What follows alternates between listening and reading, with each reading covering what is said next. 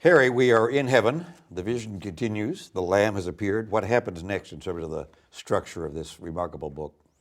Well, we've been told that the Lamb is the one who has the authority and the power to open the seals of a scroll that has something to say about the future, a prophetic scroll. Yeah. And so there are 7 of these seals. 7 is, of course, the magic number throughout the book of Revelation. 7 trumpets, 7 seals, 7 vials, and then 2 sets of visions that aren't numbered but come in out the structure way. of 7. Yeah. So 7 is important. It's interesting the way the visions are structured throughout this sequence of 7. There are 4 that come very rapidly, and then the pace seems to slow down with Vision 5 and Vision 6 when those seals are opened. And then there's a kind of interlude in chapter 7 before we get to the opening of the 7th seal, which simply introduces the next sequence of 7. Right. And that interlude is very important too. So it's important to keep in mind the structure here, because there's an alternation between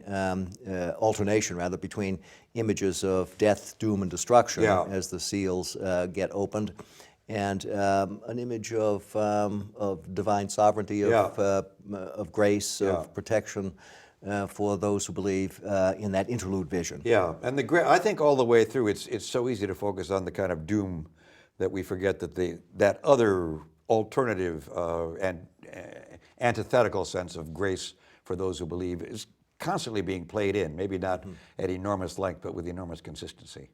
I think the interlude does that. So tell us a little about the seals and the opening of the seals. And well, the seals lead immediately into another set of images, the 4 horsemen of the book of Revelation, not to be confused with the famous backs of the Notre Dame football team. In any case, the 4 horses come from the book of Zechariah. Yeah.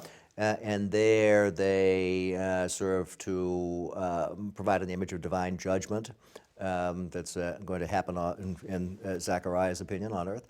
But the first of these horses is a white horse, and it doesn't seem to be exercising a ministry of destruction. Right. And it's anticipating the final vision in chapter 19, where there's a warrior who comes on a white horse, and we'll have to think about what that all signifies when we get to chapter 19.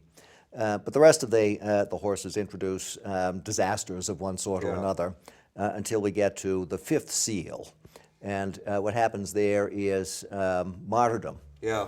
And what the author is reflecting here is the experience of early Christian communities that had undergone oppression and resistance from various sources.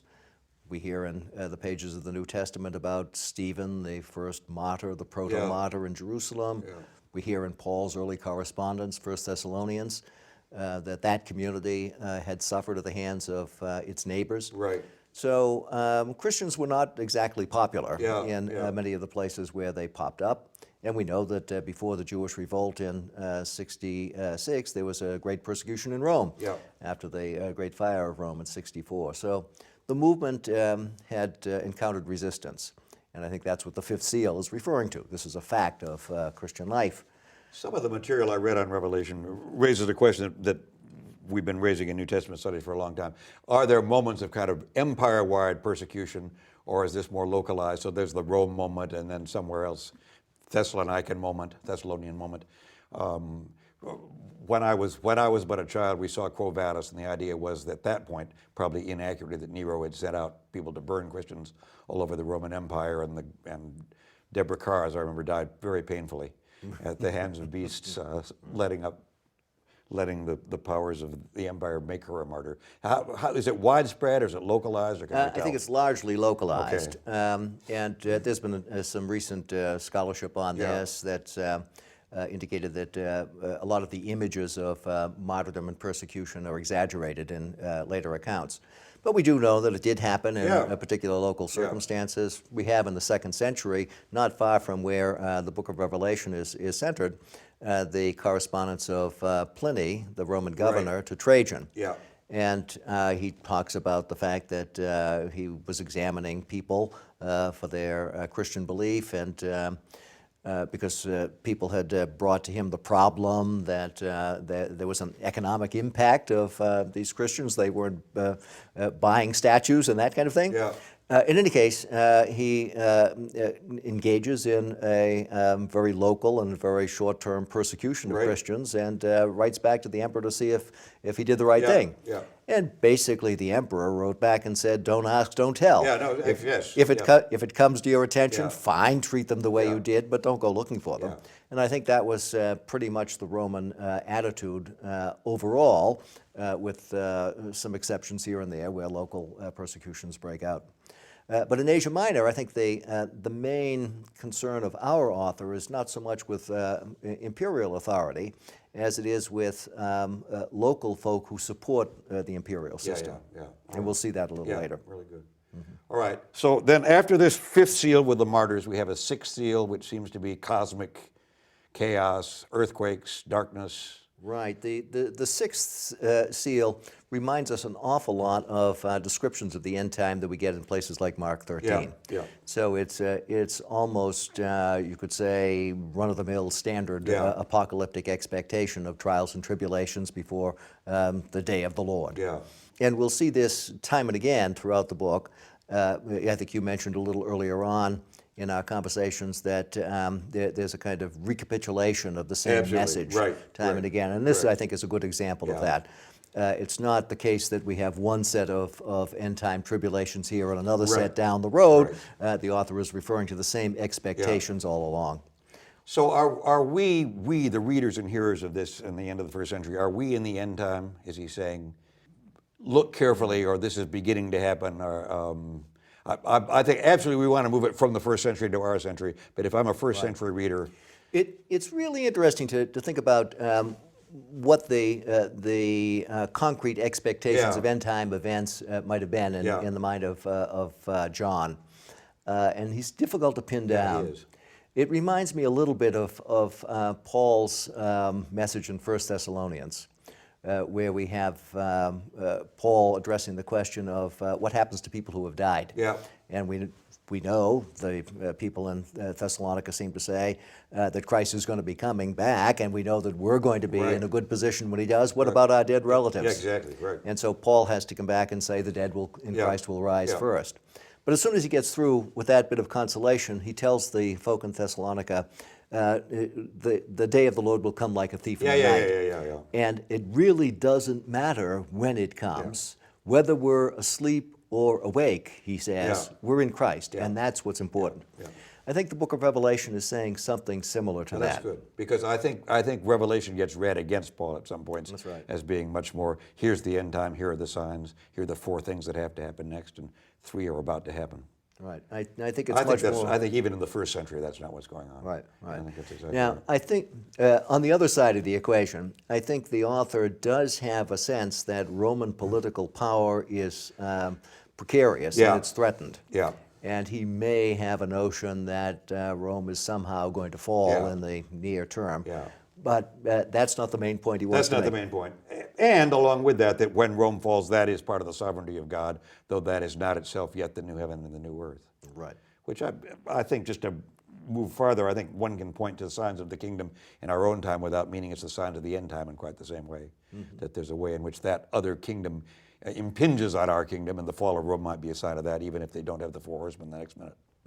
Yeah, I think that's quite right. So tell me about this interlude before we get to the seventh. Okay, so after the sixth seal is opened and we have that end time scenario, then we have another vision of, in effect, heaven. Yeah. We have 2 major groups, 144,000 Yeah. taken from the 12 tribes of the people of Israel. And that 144,000, I think, is a strong affirmation on the part of our author that there's continuity between the movement Absolutely. of which he's a part and the ancient people of Israel. Yeah. I think, like the Apostle Paul, John probably thinks of himself as a good Jew. Yeah, I do too.